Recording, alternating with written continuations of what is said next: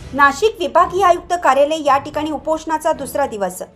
परिस्थिती हाताच्या बाहेर जाताना दिसत आहे। प्रशासन दुर्लक्ष करताना दिसून येत आहे। विनोद भाऊ भोसले यांचा उपोषणाचा दुसरा दिवस असून काही कमी जास्त झाल्यास प्रशासन जबाबदार असेल। संपूर्ण परिवार सोडून सैनिक विभागीय आयुक्त कार्यालयासमोर बसलेले आहेत। भारतीय संविधान वाचवण्यासाठी नाशिक विभागीय आयुक्त कार्यालयासमोर हे उपोषण चाललेलं आहे। तरी प्रशासनाने याची दखल घेण्यात यावी। प्रशासनाने विनोद भाऊ भोसले यांच्या मागण्यांचा विचार घ्यावा अशी मागणी यावेळेस करण्यात येत आहे। यावेळेस आदिवासी समाज रक्षक सुनील भाऊ मोरे, नानाभाई कोडबोले, भीमसैनिक जयेश नांगरे, भीमसैनिक नरेंद्र केदारे, भीमसैनिक सामाजिक कार्यकर्त्या सोनालीताई केदारे यांच्या वतीने आवाहन करण्यात येत आहे की समाजाची बाजू घेऊन जर विनोद भाऊ भोसले लढत आहेत तर समाजाने देखील एकत्र येऊया आणि भारतीय संविधान वाचूया। कारण की ॲट्रॉसिटी जर आज वाचली नाही तर येणारा काळ फार भयानक असेल, याची देखील दखल घेण्यात यावी। सगळ्यांना क्रांतिकारी जय भीम, जय आदिवासी, जय संविधान। आज विभागीय आयुक्त कार्यालयासमोर उपोषणाचा दुसरा दिवस आणि या ठिकाणी यंत्रणेला आम्हाला असं वाटतं की या यंत्रणेला देखील या ठिकाणी झोप लागली किंवा यांनी झोपेचं सोंग या ठिकाणी घेतलेलं आहे। या ठिकाणी दलित समाजाचे काही गंभीर प्रश्न घेऊन विभागीय आयुक्त कार्यालयासमोर आम्ही उपोषण करत आहोत आणि या ठिकाणचं दळभद्री प्रशासन अद्यापही आमची कुठल्याही प्रकारची दखल या ठिकाणी घेतल्या जात नाहीये। मग आम्हाला पोलीस यंत्रणा असेल, या ठिकाणचं प्रशासन असेल, या प्रशासनाला देखील एक जाब विचारायचा आहे की हे प्रशासन जे आहे हे मॅनेज झालेलं प्रशासन आहे की काय। आज या ठिकाणी उपोषणाच्या ठिकाणी जर एखादा अनुचित प्रकार घडला तर या ठिकाणचे आयुक्त जे आहेत हे जबाबदार असतील का? या ठिकाणचं सिस्टम जे आहेत हे सिस्टम जबाबदार असेल का?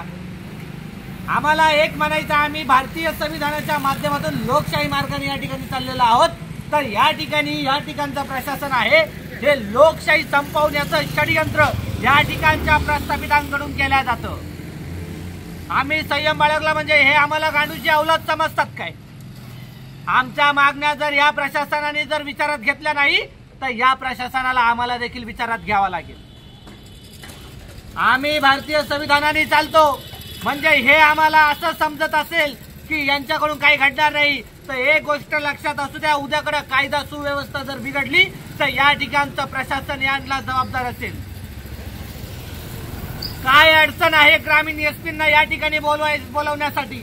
आमची मागणी आहे की या ठिकाणच्या ग्रामीण एसपींनी देखील आम्हाला या ठिकाणी भेट देण्यात यावी आणि जर या ठिकाणी ग्रामीण एसपी आम्हाला जर भेट देणार नसेल तर येणाऱ्या काळात महाराष्ट्रामध्ये गल्लीपासून तर दिल्लीपर्यंत देखील आम्हाला रस्ते ब्लॉक करता येतात।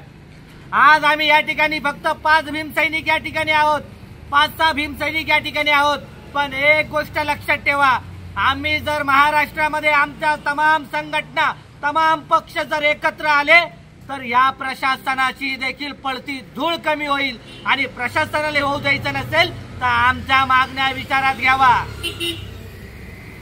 आता तर आम्ही असंच समजू की या प्रशासनाला दलित समाजाचे मुर्दे पाडायचे आहे, या ठिकाणच्या आयुक्तांना दलितांना संपवायचं आहे, या ठिकाणच्या आयुक्तांना दलितांना संपवायचं आहे, म्हणून आमच्या मागण्या हे प्रशासन विचारात घेत नाही।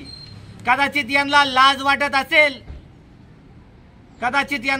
वाटत असेल की यांच्या मागण्या आम्ही विचारात घ्यायच्या कशा, म्हणून तर आम्हाला कोणी विचारात घेत नाहीयेत, म्हणून तर त्यांना त्या ठिकाणच्या सिस्टमला फोन करण्यासाठी किंवा बोलवण्यासाठी एवढा वेळ लागतो।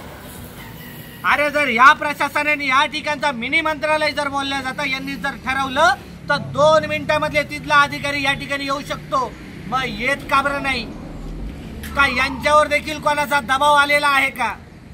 याचा देखील उत्तर या ठिकाणच्या प्रशासनाने देण्यात यावं।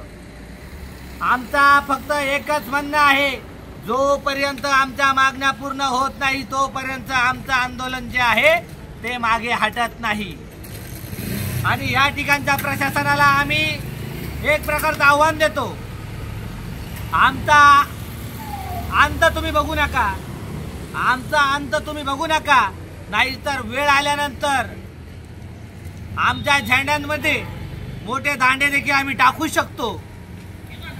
मग बघून घ्यायचं काय होतं ते. जय भीम, जय संविधान.